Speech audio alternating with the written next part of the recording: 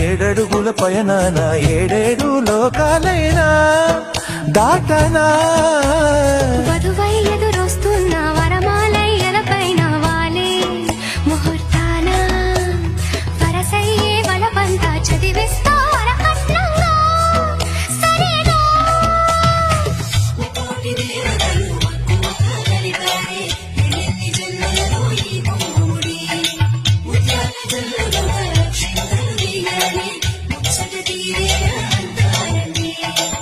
ఏనాడు ఎవరో చేరని ఏకాంతం వెతకాలి ఏ కన్ను ఎక్కడో చూడని లోకంలో బతకాలి పగలు రేయి లేని జగమేలుకోని హరిలో రంగాహరి వహవాహంటూ చూస్తోంది పందిరి బరిలో